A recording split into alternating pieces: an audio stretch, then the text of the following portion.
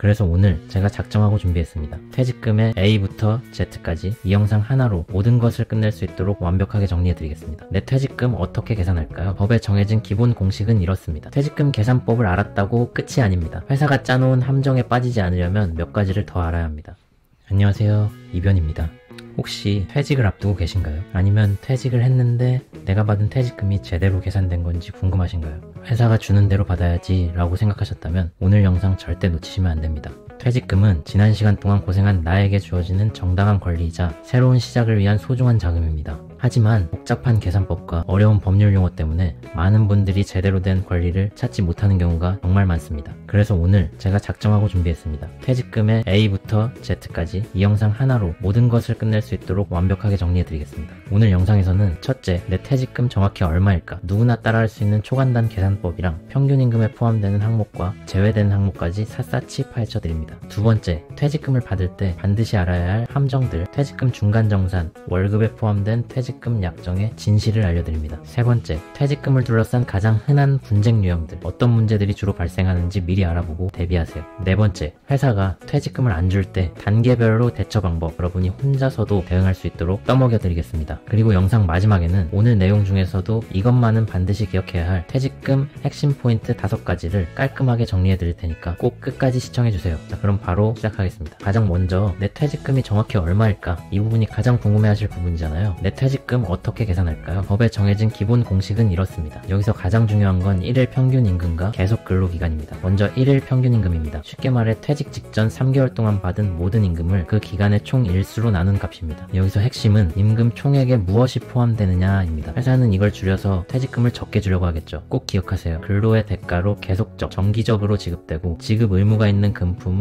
명칭과 상관없이 모두 포함됩니다. 특히 상여금 계산이 중요한데요. 퇴직 전 3개월 동안 상여금을 받았다고 해서 그 금액 전체가 포함되는 게 아닙니다. 퇴직일 이전에 1년 동안 받은 상여금 총액의 12분의 3, 즉 4분의 1만 곱해서 3개월치로 환산한 금액을 포함시켜야 합니다. 반면에 경영 성과에 따라서 일시적으로 지급되는 성과급은 근로의 대가인 임금으로 보지 않고 평균 임금에서 제외될 수 있다는 판례도 있으니 참고해주세요. 다음은 계속 근로기간입니다. 말 그대로 회사에 입사한 날부터 퇴직한 날까지 모든 기간을 의미합니다. 수습기간도 당연히 포함됩니다. 하지만 계속 근로기간에서 제외되는 기간도 있습니다. 대표적으로 육아휴직기간, 업무의 개인적인 질병으로 인한 휴직기간, 사용자의 승인을 받은 무급휴직기간은 퇴직금 산정을 위한 계속 근로기간에서 빠집니다. 자, 그럼 이렇게 내 퇴직금을 계산해봤는데요. 퇴직금 계산법을 알았다고 끝이 아닙니다. 회사가 짜놓은 함정에 빠지지 않으려면 몇 가지를 더 알아야 합니다. 첫 번째 함정은 퇴직금 지급 시기입니다. 회사는 근로자가 퇴직한 날로부터 14일 이내에 모든 금품을 지급해야 합니다. 만약 이 기간을 하루라도 넘기면 그때부터 다 갚는 날까지 연 20%라는 엄청난 지연이자를 물어야 합니다. 이건 회사를 압박할 수 있는 매우 강력한 무기입니다. 두 번째 함정은 퇴직금 중간정산입니다. 과거에는 자유롭게 중간정산이 가능했지만 지금은 법에서 정한 아주 예외적인 사유가 아니면 불가능합니다. 예를 들어 무주택자인 근로자가 본인 명의로 집을 사거나 전세보증금을 내야 하는 경우, 또는 본인이나 가족이 6개월 이상 요양하는 경우 등입니다. 만약 이런 법적 사유 없이 급하게 돈이 필요해서 회사가 권해서 중간정산을 받았다면 그 중간정산은 무효입니다. 따라서 최종 퇴직 시에 전체 근로기간에 대한 퇴직금을 다시 청구할 수 있습니다. 물론 이미 받은 돈은 공제되겠죠. 근로자가 먼저 요청을 했더라도 무효라는 판례가 있습니다. 함정 세 번째는 퇴직금 분할지급 약정입니다. 즉 월급에 퇴직금을 포함하는 계약입니다. 근로계약서에 매월 급여에 퇴직금이 포함되어 있다는 조항 종종 보셨을 겁니다. 결론부터 말씀드리자면 이 약정은 대부분 무효입니다. 대법원은 퇴직금은 후불임금의 성격이므로 미리 포기할 수 없다고 보고 있습니다. 따라서 매월 월급에 퇴직금을 쪼개서 줬다고 해도 퇴직금의 지급으로서의 효력이 없습니다. 회사는 나중에 퇴직금을 별도로 또 지급해야 합니다. 물론 아주 예외적으로 유효한 경우도 있지만 요건이 매우 까다롭기 때문에 대부분 퇴직금 포함 연봉계약은 무효라고 생각하셔도 무방할 것 같습니다. 하지만 여러분이 지금 누르시는 구독은 절대 무효가 되지 않으니 구독 한번 부탁드립니다.